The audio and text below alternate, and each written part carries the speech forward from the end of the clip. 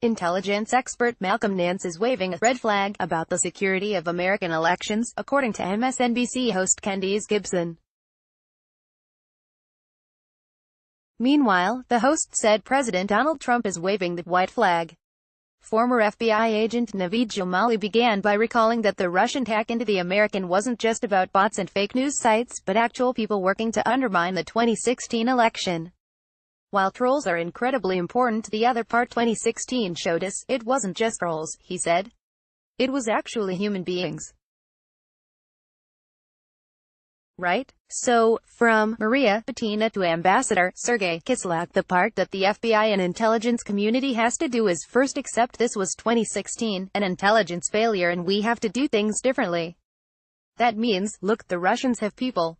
They actually have human beings, not just trolls, sitting in St. Petersburg in front of a computer screen and are actively willing to target and infiltrate Democratic campaigns. Nance noted that while Jamali mentioned the FBI, it would be the Department of Homeland Security and the NSA that would work to help protect the 2020 election. However, he explained, every American has a responsibility to be smart when they're using the internet.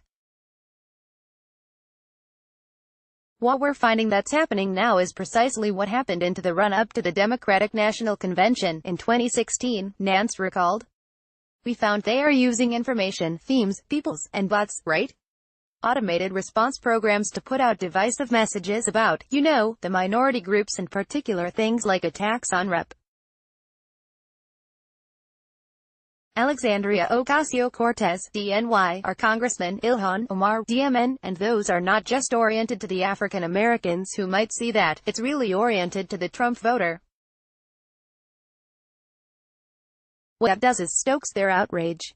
The outrage machine is far greater motivating of a factor. These bots aren't necessarily attacking candidates, they're merely stoking the opposition.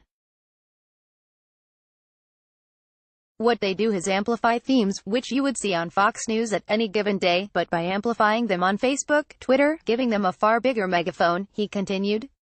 That allows those individual groups who go back and see reparations for blacks, or they say someone who makes a comment that might be construed as anti-Semitic. It stokes their outrage, and it amplifies one message that would come from a real American, would be amplified 100,000 times by a foreign bot, which is propagating this information.